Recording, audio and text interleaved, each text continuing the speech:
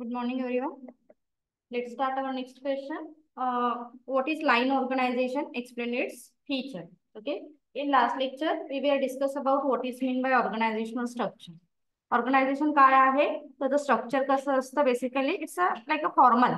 Okay. Organization मध्ये आपण काही इन्फॉर्मल नाही वागत तर ते फॉर्मल स्ट्रक्चर असणार आहे. बेसिकली हायरार्की फॉलो केली जाईल from top to bottom. Okay. So let's start our question. What is line organization and its feature? Line organization, it is the oldest form of organizational structure. लक्षात ठेवा जे आता आपण सगळे फॉर्म बघणार आहोत त्यामधला सगळ्यात ओल्डेस्ट जो फॉर्म आहे तो असणार आहे line organization. So line organization it is the oldest form of organisational structure. Okay. It is the oldest form of organisational structure.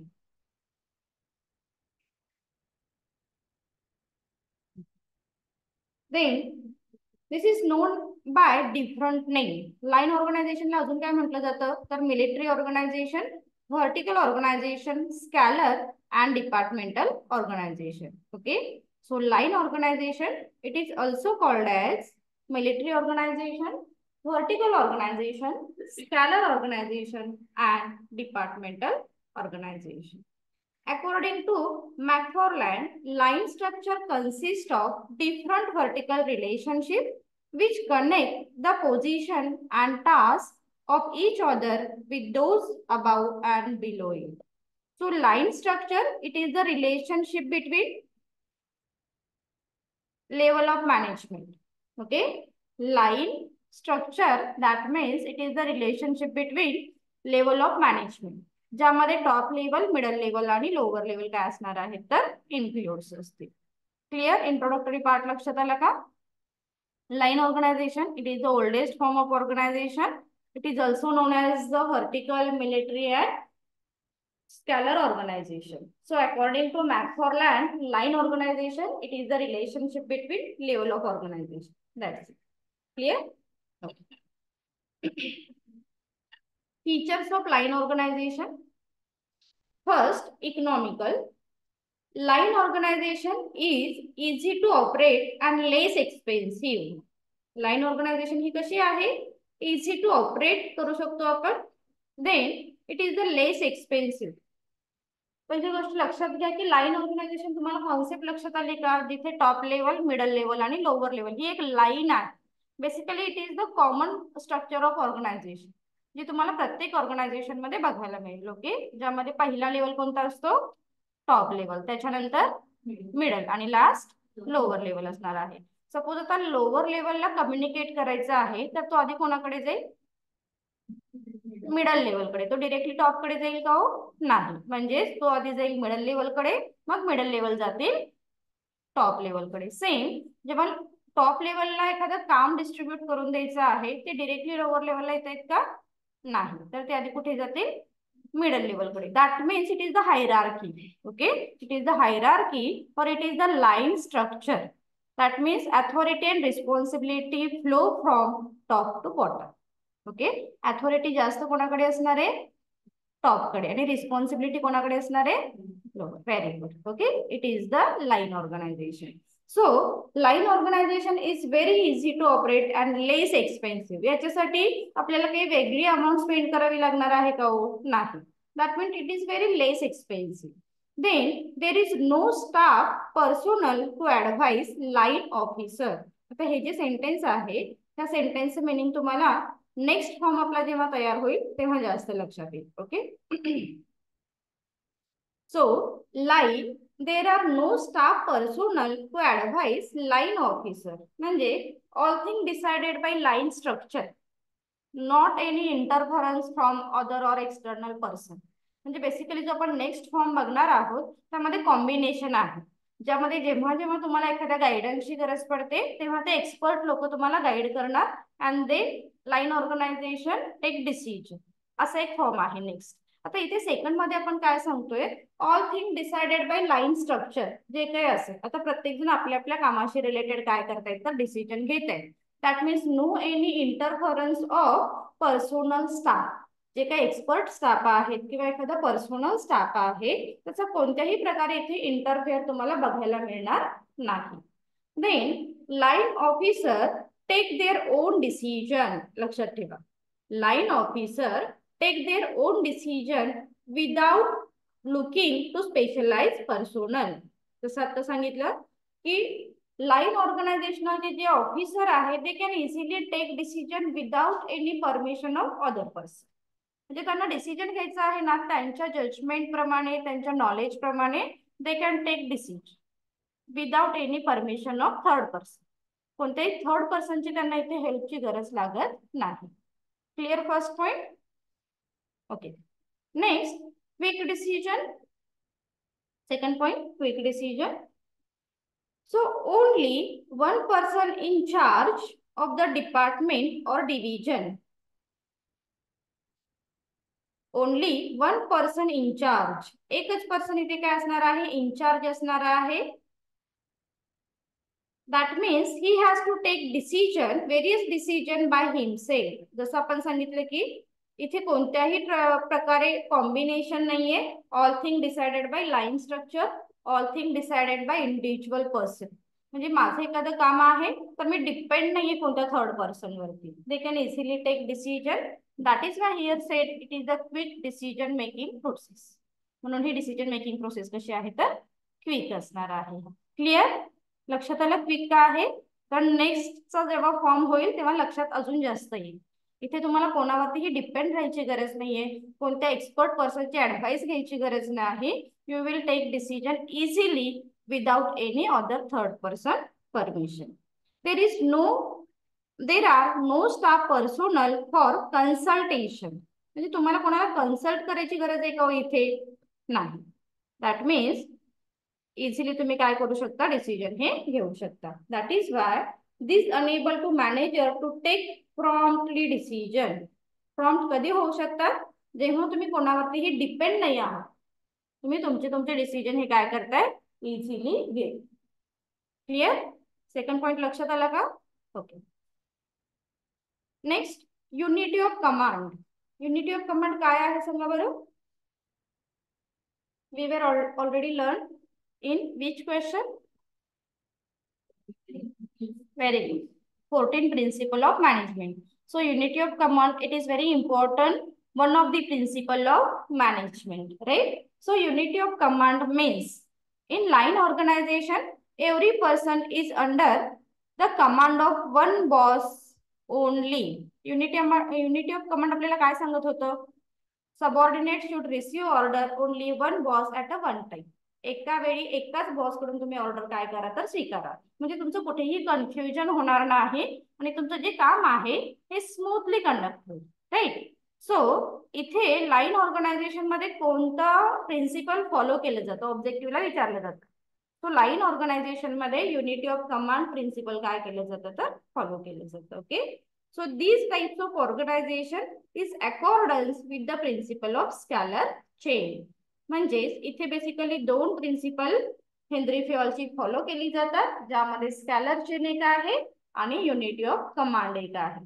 So पहिल्या सेंटेन्स मध्ये सिंपल म्हणा it is one of the important principle of management. Okay. Second मध्ये unity of command means subordinate should receive order only one boss at a one time. Okay. And as well as it follow accordance to the principle of scalar. Clear? Okay. Next. Effective control and supervision. Effective control and supervision. So the number of subordinate is limited under line organization. The number of subordinate The number of subordinate is limited under line organization. The superior can exercise effective control and supervise over the person under him. म्हणजे basically इथे जे structure आहे त्यामध्ये फारसं complications नाही. That means any superior can easily handle their subordinate. Superior in the sense superior आपण कोणाला म्हटले सांगा बरं. सुपिरियर बोला. नाही. सो एम्प्लॉईजला आपण सबऑर्डिनेट म्हणतो आणि सुपिरियर कोणाला म्हणतो मॅनेजरला. लिहून ठेवा. सुपिरियर म्हणजे मॅनेजर आणि सबऑर्डिनेट म्हणजे एम्प्लॉईज. आता इथे आपण काय सांगतोय, superior can easily handle their subordinate. एखादा मॅनेजर आहे तो त्याच्या सबऑर्डिनेटला काय करतोय तर इझिली हँडल करतोय. Clear? There is a direct link between superior and subordinate. There is direct link between superior and subordinate. जसं आपण ह्या पॉइंट मध्ये काय सांगितलं, subordinate should receive order only one boss. One boss in the sense Superior.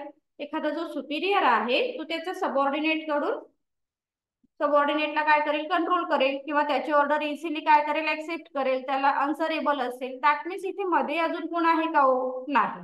म्हणजे superior subordinate directly connected to each other regarding work. ते त्यांच्या वर्कशी रिलेटेड डायरेक्टली कनेक्ट आहेत.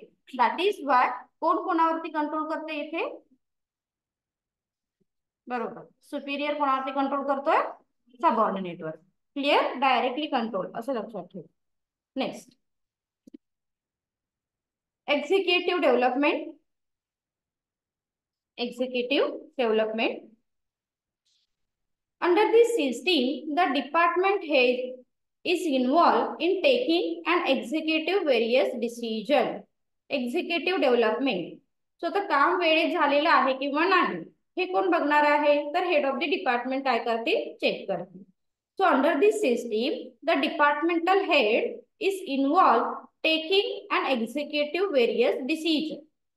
His take is challenging and he is expected to discharge his responsibility in a effective way. आता लक्षात ठेवा, जसं आपण सांगितलं यामध्ये लेवल किती आहे? 3 आहे. टॉप लेवल, मिडल लेवल आणि लोअर लेवल. तर टॉप लेवल थोडंसं बिझी आहे. टॉप लेवल काय करतायत, आपण थोडंसं बिझी आहोत तर आपले थोडेसे राईट आपण हँड ओव्हर करूया मिडल लेवलकडे. मिडल लेवल पण म्हणतील अरे आम्ही थोडंसं बिझी आहोत, आम्ही थोडंसं काय करू, हँड ओव्हर करू लोअर लेवलकडे. That means they can easily discharge their responsibility as well as authority among member. Okay. आणि एक्झिक्युटिव्ह झालेलं आहे किंवा नाही हे मात्र बघण्याचं काम ते हेड काय करतील तर इथे चेक करतील. Okay. That means top level manager can take decision regarding their task. Okay. और रिगार्डिंग इम्पॉर्टंट डिसिजन. जे काही इम्पॉर्टंट डिसिजन आहेत हे तुमचं तुम्ही घ्या असं नाही सांगितलं सर, तुम्हाला थोडेसे राईट दिलेत पण जे मेन डिसिजन आहेत हे मात्र टॉप लेवल मॅनेजर्स काय करत असतात, घेत असतात. Okay. So this help an executive to learn many thing and develop his capability. Obviously. आता इथे जेव्हा तुम्हाला राईट्स मिळतात, जसं आता तुम्ही पण तुम्हाला स्वतःला चेक केलं असेल की आपल्याला एखादा राईट्स मिळाल्यानंतर आपण काय करतो, थोडंसं अजून आपल्यामधल्या क्रिएटिव्हिटी काय होतात तर डेव्हलप होतात.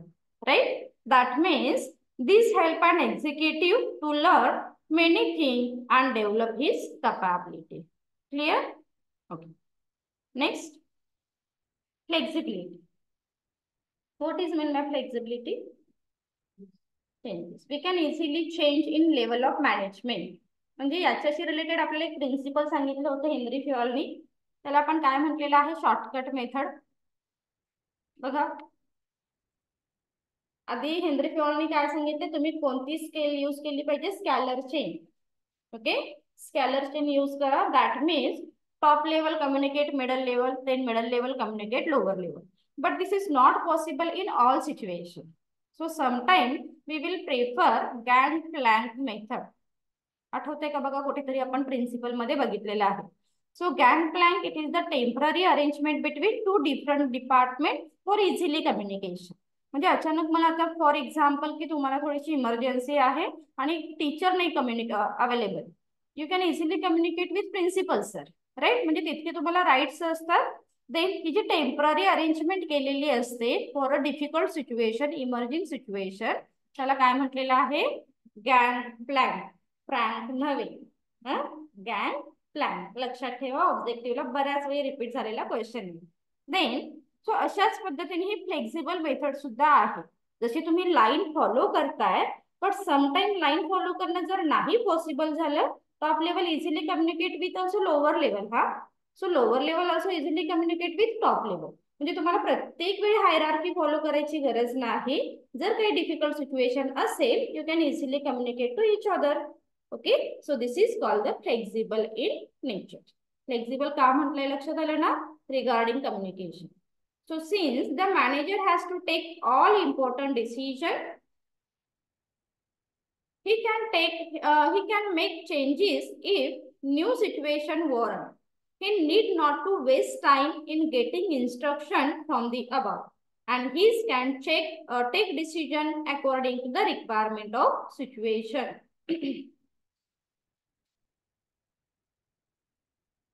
ओके, एखाद्या मॅनेजरला काय करायचंय, डिसिजन घ्यायचा आहे. मॅनेजर कोणत्या लेवलला असतात? मिडल लेवलला. टॉप लेवलला आपण एक्झिक्युटिव्ह ऑफिसर म्हणतोय किंवा डायरेक्टर जे आहेत ते सगळे टॉप लेवलला आहेत. मॅनेजर आहेत, हेड जे आहेत ते सगळे मिडलला आहेत आणि सबऑर्डिनेट आहेत ते कुठे? लोअर लेवलला आहे. आता आपण हेड आहेत किंवा मॅनेजर आहेत त्यांना अजून काय म्हटलेलं आहे? बरोबर, सुपिरियर. ओके, सुपिरियर म्हटलेले आहे आपण त्यांना. सो सुपिरियरला एखादा जर डिसिजन घ्यायचा असेल, they can easily take decision without permission of top level, but only in emerging situation. प्रत्येक वेळी स्वतःचे स्वतः डिसाइड करू नका असं सांगितलं जातं. फक्त इमर्जिंग काही सिच्युएशन असेल then they will take decision. Clear, flexible? Okay. Last, simplicity. जसं आपण इंट्रो मध्येच बघितलं बघा, की लाईन ऑर्गनायझेशन कसं आहे? सिम्पल आहे. Okay, simple and easy to understand. म्हणजे जसं आता फॉर एक्झाम्पल तुम्ही एखाद्या नवीन कॉलेजमध्ये गेला आणि तुम्हाला काय करायचं आहे? फॉर्म फिलअप करायचे. तुम्ही डिरेक्टली प्रिन्सिपलच्या केबिन मध्ये जाता का? मला फॉर्म भरायचे म्हणून? नाही. म्हणजे तुम्हाला सिम्पल हायरार्की माहित असते. जेव्हा आपण एंट्री करतो आणि आपल्याला एखादी इन्फॉर्मेशन हवी असते, आपण पहिल्यांदा कोणाशी कम्युनिकेट होतो? प्रॅक्टिकली विचार करा की एंट्री केली आहे तर आपण बेसिकली थोडीशी इन्फॉर्मेशन विचारायची असेल तर प्रिन्सिपलच्या केबिन मध्ये जात नाही किंवा डिरेक्टली एखाद्या कन्सर्न टीचरकडे पण जात नाही. तर आपण तिथे कोण अवेलेबल शिपाई आहेत का त्यांना आपण काय करतो? विचारतो की अरे ऑफिस स्टाफ कुठे आहे किंवा ऑफिसची प्रोसेस कशी आहे. देन ऑफिसमध्ये आपण काय करतो? मग इन्फॉर्मेशन आधी जे काही फॉर्म आहेत ते फिलअप करतो, की डिरेक्टली क्लासमध्ये येऊन बसतो नाही. That means this is the hierarchy. We can easily understood. तुम्हाला कोणी एक्सप्लेन करायची गरज नाही किंवा कुठे बोर्ड लावलेला नाहीये, इथे ऑफिसमध्ये आधी या, त्याच्यानंतर गार्डियन टीचरकडे जा, नंतर हेडकडे जा, नंतर प्रिन्सिपलकडे जा, नंतर मॅनेजमेंटकडे जा. अशी कोणतीही हायरार्की कुठेही बाहेर नाही लावलेली. दॅट मीन्स तुम्ही इझिली ते अंडरस्टूड करू शकताय. सेम लाईन ऑर्गनायझेशन हे सेमच आहे. जिथे काय आहे तर इझिली अंडरस्टूड आपण ती मेथड करू शकतो. So line organization is a simple to establish and can easily understood by employees. नवीन येणारा एम्प्लॉई सुद्धा काय करू शकतो? तो इझिली अंडरस्टूड करू शकतो. So there is no complexity in the organisation because every person to accountable to only one boss. म्हणजे प्रत्येकाला माहिती आहे की आपल्याला कोणाला आन्सर करायचं आहे. ठीक आहे. So everybody know his work and also to whom he is a responsible. Okay, कोण कोणाला रिस्पॉन्सिबल आहे, कोणाला आन्सर द्यायचा आहे, all thing decided. So it can be operate simple and clearly. म्हणून ही मेथड कशी आहे तर सिम्पल अँड क्लिअरली आहे. क्वेश्चन क्लिअर झाला? Take your time, read and revise.